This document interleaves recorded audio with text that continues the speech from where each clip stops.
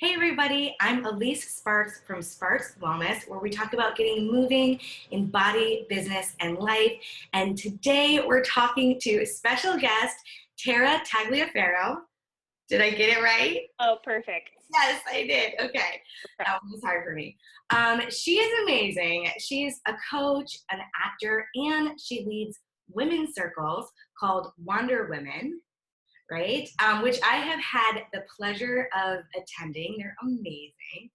And today, one thing that we were chatting about before we pressed record was this whole concept of loving where you're at and still striving for more. And I love this subject. And if you've been following me at all, if you know me at all, you probably know that I absolutely love talking about this because in my world, in the fitness and movement and exercise world, this is something that comes up all the time because so often it's been ingrained into us to kind of hate where we are to get to the next place. But through my work with ditching the guilt shame game and approaching from body kindness, we really want to love where we are and still have it be okay to want something new. So anyway, I just went off on that because I'm so excited to talk to you about this, Tara. And I'm really interested and curious to hear how this shows up in the coaching work that you do, maybe in the coaching work, in the circles, even for yourself as a performing artist and an actor. I said that like actor.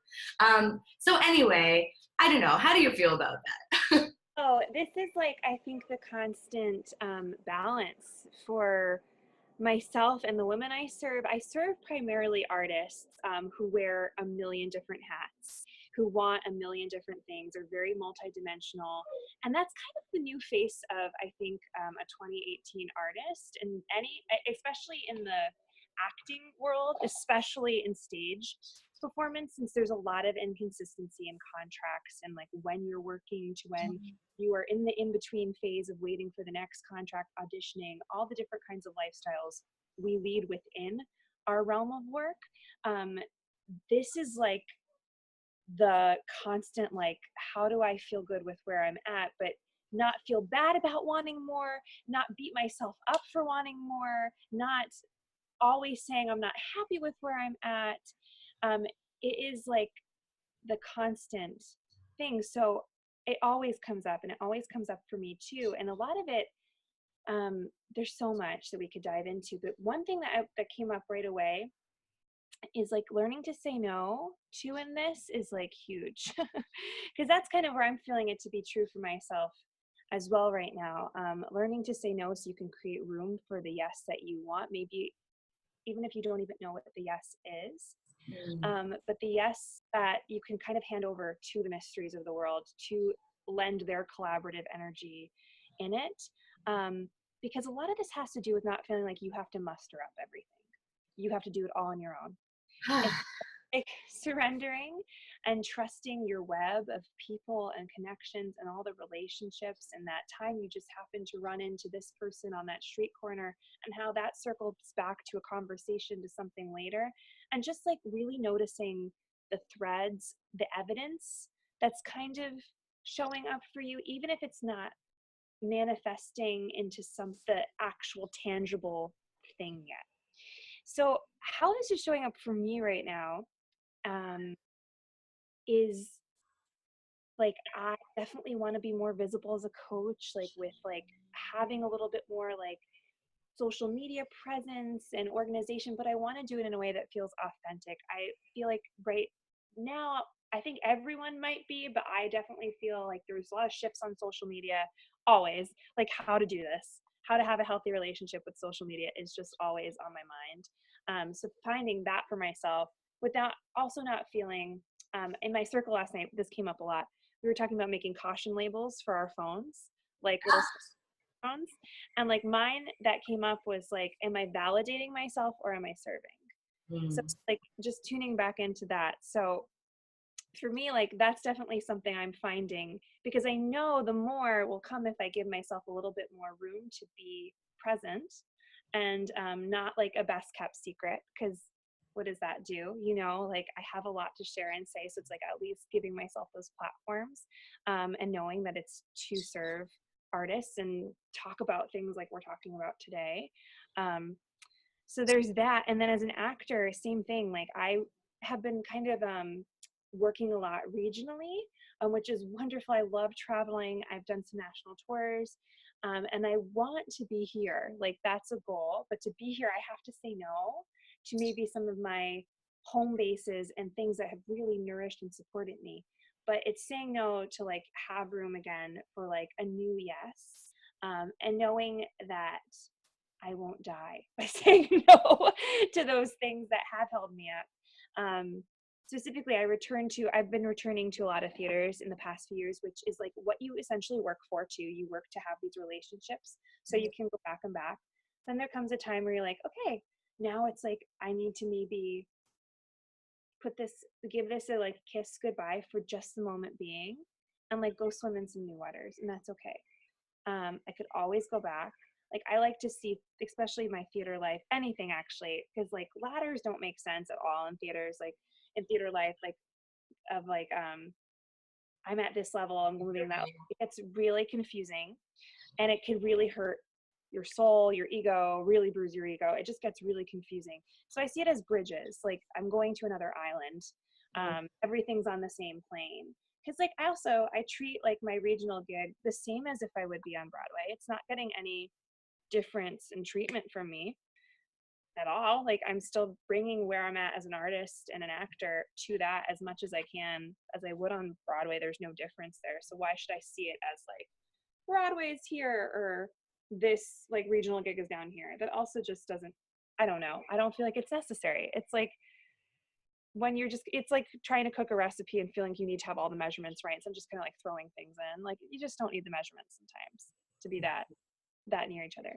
So that's where it's definitely showing up for me right now. And how I do that, being happy with where I am is always creating time to feel my gratitude and to record a little bit. Like I love to journal, to just note like where I received goosebumps or surprises, or little miracles within my day. Just as like a little bit of evidence too of like, wow, like that was exciting, that was unexpected. Even with like things that we might deem as like uncomfortable or not so fun, like how I handled that, being like, oh, you handled that much differently than you would have a year ago. That's awesome. Like you were able to like not let your anxiety drive the car. You were able to stand and speak up for yourself. So it's like even things like where it's like not like maybe the most exciting news, but it's like you've dealt with maybe something that was more challenging in a better way. So I'm constantly trying to note that kind of stuff for myself and just like see like also like it's really fun. I suggest this to anyone. Something that you're so grateful for in your life, like unpack it and see all the other things that were like behind that thing that got you there. Because there's always like a million steps. And it's just so cool to see those things. You might have a moment where you want to reach out to a person that's within that. And I think that stuff is just all good, and necessary. And like how great to receive a message from someone who just is grateful for you in your day. It's just always wonderful to get something like that. So that's something I do with like the present.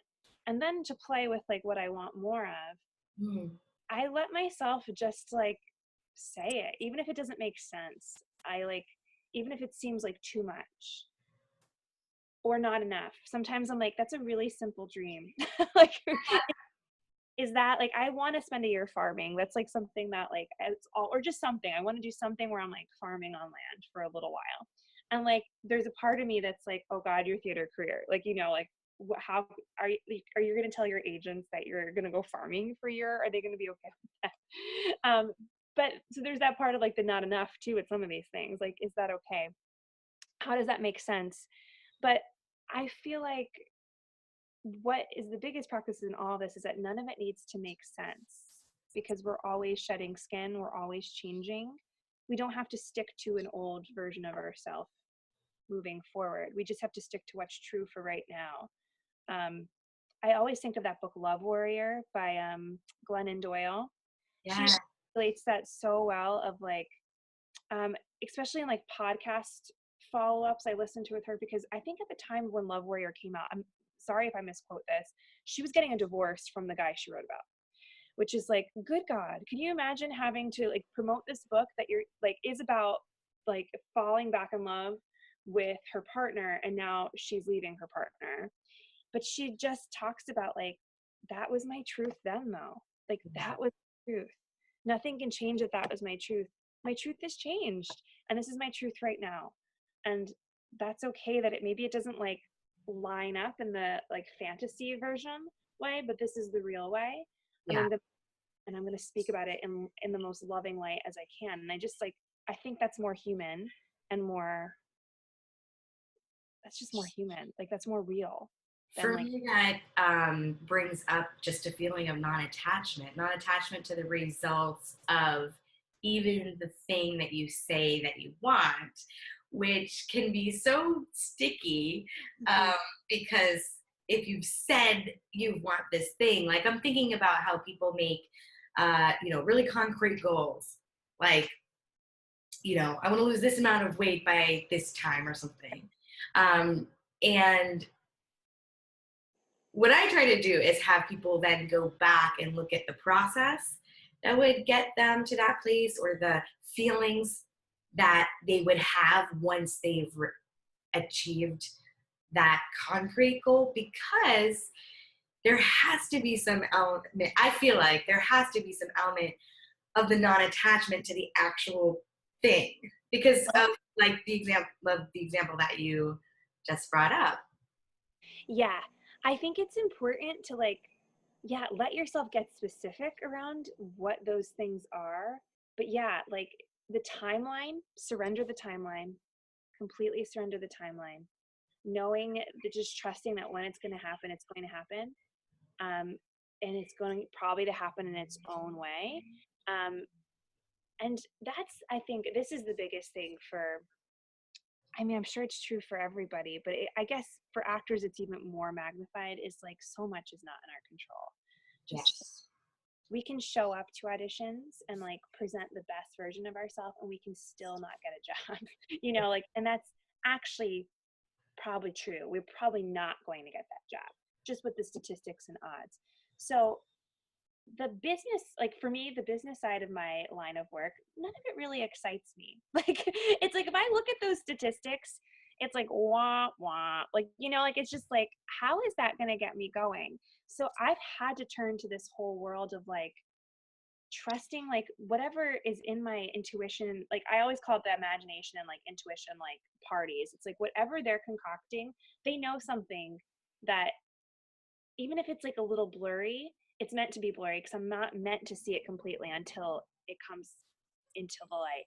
So a lot of the, like what you said, yeah, a lot of this is like I can know what I want it to feel like, but I have to kind of surrender what it looks like or how it kind of what time and all that stuff. But trust like the energy you put towards that feeling, because it's true. Like if I could say like let's say like I want to book a Broadway show next year, very specific, not in my control goal. I'm like, what are the feelings of that? The feelings are that I get to be home with Patrick and like my fiance and like be here with him during the day and like create a nest for us. Like there's different things that come. It's not just about the Broadway show and like being in playbill.com and like all the kinds of like, momentous things you post on Facebook. Like, look, everyone, Yeah. I made it, whatever that is. There's all these other things that I think that's what's worth exploring, more so than the actual concrete thing of what it is. Because it's like, why do you want that one thing? There has to be reasons to why that would feel good, not just for an ego thing, but like at a deeper level.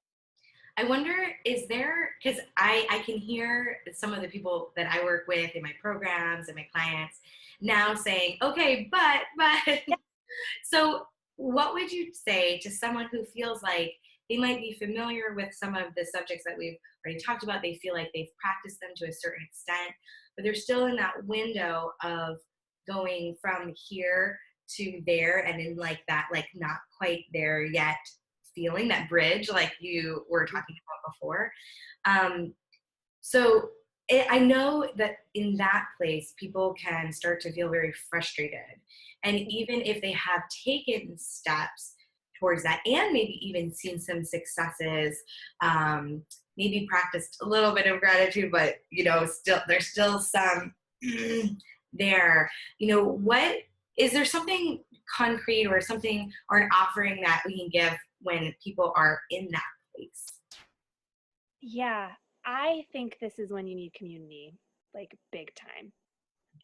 Because a lot of times we have blind spots in these specific spots where we really need other people to like hold up some flashlights for us, some glasses, some mirrors. Like they are like our soul detectives surrounding us and helping us out, because it's just like with anything, like I can't direct myself in a musical. Like I can't watch myself. I can't hover out of myself. I need someone to shape me and to be there guiding me and just tell me like what I'm in it. If I'm in it, I don't really know what's working in a way. Like, like I'm not just audience response. Yes. But like in rehearsals, you don't get that. Like I need that person to be shaping me. Right. It's the same kind of a thing. It takes villages. And I think that's an important thing, is like having someone you can just be honest. It could be a person, it could be going to a community event where this is like on topic, where you can just share where you're at, or you creating your own, where you can just be honest with where you're at, lay it all out so it doesn't feel as like maybe as paralyzing or as like static as it might feel to yourself, like I'm stuck in this like in between phase, I'm not getting where I need to get. Just putting it out there so you can have other people maybe show you ways you didn't even think of that might give you feels, might make sense. And it might just feel good to share, because I bet you anything, a lot of time what happens is like people immediately go, oh my God, you did that already? That's amazing. They also start noticing where you're at, and you don't take it for granted, I think, a lot of times. I think also for me, when I've experienced your circles and other communities that I've been a part of, once I start to hear other people's stories and struggles and successes, I realize I'm not so alone. Like our stories might be different and our situations are different and the topics are different, but the themes are usually so relatable and similar. Yeah, there's medicine, I think, in those situations. Like you can resonate with another person who's sharing. You can even give to that person. You might have been where that person has been, and they give your wisdom. And the same thing, it just all kind of like goes around. That's where I think community is so necessary, because we're not meant to do this alone. We are not meant to do this alone. So I think the best thing to do when you are feeling stuck is to get it out, let it be witnessed, because I think sometimes we're just afraid of like not being especially now social media, not being that social media presence of us who might be like a lot of like what is like positive and like impactful and like hungry and accomplished, like not feeling like we are that person sometimes. And I think you have to be okay with like knowing that's okay, and like talk about the other side of like struggles of that, whatever that is. I think just giving air to it and being, and even saying like when you're dissatisfied, that's okay too. We don't have to sugarcoat it, be like, I'm so grateful all the time either. No, it's not about that. It's like, I'm dissatisfied, but I could still be dissatisfied and find the good in my day. It's that fine balance of like, I think what is at the bottom of this is just like removing what is good and bad. Satisfied isn't, it just is what it is. It's just you're dissatisfied. And that actually, I think sometimes gives a little kick to a forward momentum. Like sometimes I need fear, because fear makes me go, like it makes me do something. Sometimes it's necessary. So I think seeing it as like friends that maybe, or like guests is a better word, guests that are coming in because you don't have to like them, but like, all right, how can I host this thing right now? And what it's meant to say to me, or hear what it's meant to say to me. Because that's where I think we get in trouble, is like labeling things good and bad is where we get into trouble. And sometimes like in the coaching world, I think this is where a lot of coaching things get into trouble. I sometimes think spiritual is a new perfect. Being spiritual is the new perfect. If I just do my meditation every morning, it's like, nope, this is just another formula for being perfect. That's not what it is. it's about being okay being messy. That's what I think it is. And not maybe making sense all the time, like being a little bit non-linear. I feel like that could be the mantra for this, for Yeah. today's video, is like, it's okay being messy. And that's because I think along the path and the process, it's always going to be messy. In some of my programs, I have a theme called Dance with the Chaos, because the chaos is always going to show up. Like, there's always going to be, I call it life in all capital letters. It's just like life. Because there's always going to be that stuff that comes up, and like how to roll with it and how to be right in the center of the messiness that's going on around you. Right. And you just think of one little last thing I could add, especially like people who, and like this is like, I'm not gonna lie, like my acting life and coach life are not much different. It's a lot of putting yourself out there and not knowing what you're gonna get met with. So I work with women who are consistently putting themselves out there and like dealing with rejection more times than not. But I think it's also really cool as like a little practice to maybe look at like a past rejection and like seeing though how that like maybe not that it wasn't meant to be, but what it gave you in terms of resilience, and also like what it maybe made space for. Because if that had happened, what does that mean? Like, where would you have been? Like, there was at a time in my life where I would have been in Scotland or New Hampshire, and like I thought going to New Hampshire was like in my like brain the like not I that was like a little bit like runners up, right? Runners up. New Hampshire's where I met Patrick, my fiance. And it's like, oh, right. Like cool. Yeah. So I'm cool with that now. yeah, like sometimes it's just like it's never never. It's just a not now. That's what I think of. Yeah, like yeah, that's my like, especially with auditions, because it's like how do you like, or anything when you're like making, if you're a coach and you're doing prospecting calls or putting yourself out there to get people to sign up for a program, it's definitely my like rock in all of this. It's like I could do the best I can right now, I could put my best work into this, but it doesn't work out, that's okay. It's not a never. It's not Yeah. a never.